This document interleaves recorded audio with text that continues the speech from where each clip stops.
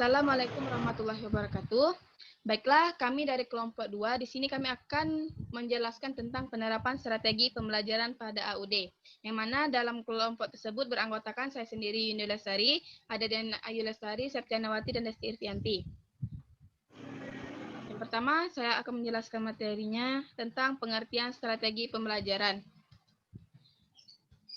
Jadi, menurut Dick dan Carey, strategi pembelajaran adalah komponen-komponen dari suatu set materi, termasuk aktivitas sebelum pembelajaran, dan partisipasi peserta didik yang merupakan prosedur pembelajaran yang biasanya digunakan pada kegiatan selanjutnya.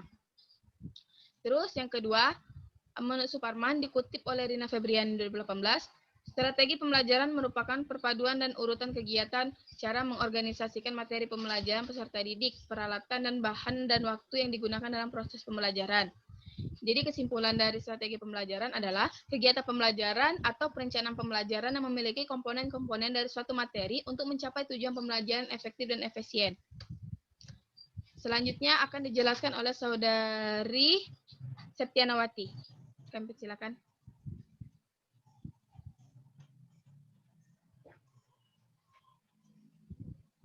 Kepada saudari, tolong di-unmute-kan.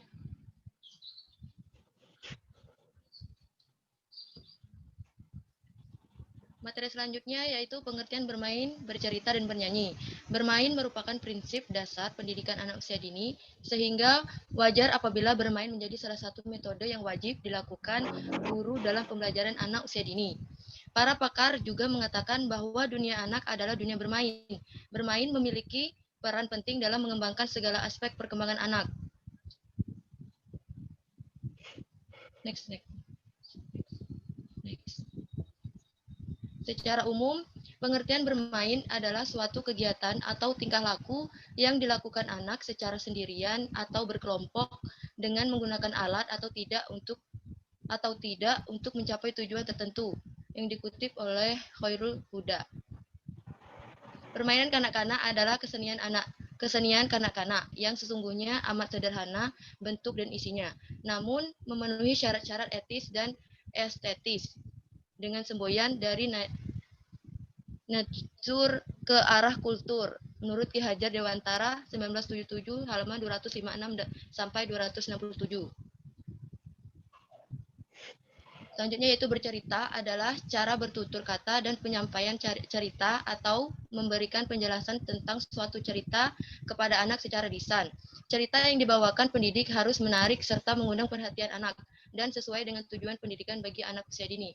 Menurut Abdul Aziz dan Abdul Majid, dikutip oleh Makhroja tahun 2019, dalam bukunya yang berjudul Mengajar Anak Lewat Cerita, mengatakan sebagai dari cerita-cerita yang ada, meliputi beberapa unsur yang negatif. Hal ini dikarenakan pembawaan cerita tersebut tidak mengindahkan nilai estetika dan norma.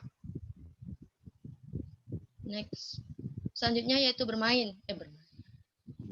Bernyanyi merupakan kegiatan mengeluarkan suara secara beraturan dan berirama, baik diiringi dengan iringan musik maupun tanpa iringan musik. Dengan bernyanyi akan membuat suasana belajar menjadi riang dan bergairah sehingga perkembangan anak dapat distimulasi secara optimal. Bernyanyi adalah sarana pengungkapan pikiran dan perasaan. Oleh sebab itu, kegiatan bernyanyi penting bagi pendidikan anak. Selain itu, bernyanyi merupakan kegiatan yang sangat menyenangkan, yang memberi kepuasan kepada anak-anak. Akan tetapi, perlu disadari bahwa subjek didik atau anak-anak tidak boleh dibiarkan bernyanyi melampaui batas kemampuan dan kematangan fisik dan psikisnya. Next.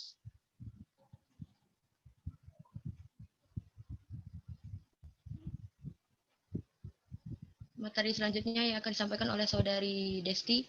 Saudari Desti, kami persilakan. Baiklah, selanjutnya manfaat strategi bermain, cerita, dan menyanyi bagi perkembangan anak usia dini. Next. Metode bermain, cerita, menyanyi, atau disebut DCM, merupakan suatu metode belajar yang menyenangkan, yang sering juga disebut dengan pendekatan happy learning. Metode bermain, cerita, dan menyanyi juga merupakan suatu metode pembelajaran yang dilakukan dengan cara bermain, yang dipadukan dengan cerita dan menyanyi melalui aplikasi ilmu pengetahuan dan teknologi. Kegiatan pembelajaran yang disesuaikan dengan kebutuhan anak dan bersifat menyenangkan dalam rangka membantu anak mencapai hasil belajar tertentu. Melalui kegiatan bermain, cerita, menyanyi, rasa sedih, takut, cemas, simpati, empati, dan berbagai perasaan lain dibangkitkan. Dengan demikian, emosi anak menjadi terolah. Hal tersebut berdampak positif bagi pengembangan kecerdasan sosial emosional anak. Kegiatan bermain, cerita, menyanyi memiliki banyak manfaat bagi anak seperti perkembangan kognitif, perkembangan bahasa, penanaman nilai-nilai agama dan moral, perkembangan fisik motorik, perkembangan sosial dan emosional. Salah satu fungsi utama dalam metode bermain, bercerita, menyanyi, yaitu untuk mengasah kecerdasan sosial emosional yang diungkapkan melalui kegiatan bermain, cerita, dan menyanyi. Next.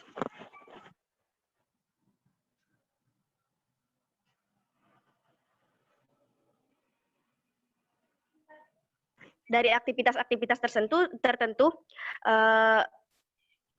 aktivitas tersebut tidak hanya digunakan untuk bersenang-senang saja tanpa tujuan yang jelas, tetapi merupakan alat untuk mengimplementasikan tema yang akan dipelajari menjadi sesuatu yang dapat memberikan kemudahan bagi anak.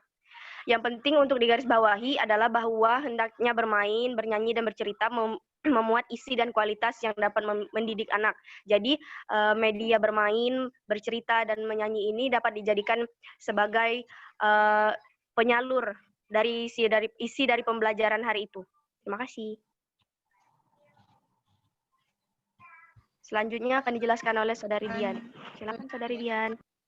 Baik, terima kasih. Selanjutnya itu penerapan strategi bermain, bercerita, dan menyanyi bagi anak usia dini. Tujuan kegiatan bermain bagi anak usia TK adalah untuk meningkatkan pengembangan seluruh aspek perkembangan anak usia TK, baik perkembangan motoriknya, kognitif, bahasa, kreativitas, emosi, ataupun sosialnya. Next. Penerapan strategi bermain. Penentuan jenis kegiatan bermain diikuti dengan jumlah peserta kegiatan bermain. Jadi menentukan dulu jenis permainan apa yang dilakukan dan berapa banyak anak yang terlibat dalam permainan. Disarankan untuk kegiatan bermain ini kelompok kecil agar proses belajarnya itu efektif dan efisien. Penerapannya yang pertama itu kegiatan pra bermain. Yang kedua, kegiatan bermain, yaitu terdiri dari rangkaian kegiatan yang berurutan dari awal permainan sampai akhir dari kegiatan bermain. Kegiatan penutup, akhir dari sebuah rangkaian kegiatan bermain. Next. Yang selanjutnya penerapan strategi bercerita. Yang pertama itu menetapkan tujuan dan tema bercerita. Yang kedua menetapkan bentuk cerita yang dipilih. Yang ketiga menetapkan bahan dan alat yang dipergunakan dalam kegiatan bercerita seperti boneka tangan dan media lainnya. Yang keempat itu menetapkan rancangan langkah-langkah kegiatan bercerita. Yang kelima menetapkan rancangan kegiatan bercerita. Terus selanjutnya dalam rangka kegiatan yang telah ditetapkan bahwa tujuan bercerita adalah yang pertama itu menanamkan kebiasaan hidup hemat, yang kedua menanamkan sikap tolong-menolong sesama teman. Jadi bercerita untuk anak usia dini lebih menonjolkan hal-hal tersebut karena menjadi dasar untuk ke selanjutnya. Next. Yang ketiga itu penerapan strategi bernyanyi. Pengalaman dalam bentuk bermusik itu dapat membantu mengembangkan kemampuan daya pikir dan bahasa anak, serta juga dijadikan sebagai pusat lingkungan belajar anak secara lebih menyeluruh. Terus penerapan strategi pembelajaran melalui bernyanyi ini mengacu pada prosedur belajar yang telah dikembangkan. Jadi kegiatannya itu mengacu pada tema dan subtema yang ada pada hari itu. Terus 3 tahapnya sebagai berikut, tahap perencanaan, tahap pelaksanaan, dan tahap penilaian. Next. Baiklah, mungkin itu saja penjelasan dari kami. Kami akhiri. Wassalamualaikum warahmatullahi wabarakatuh.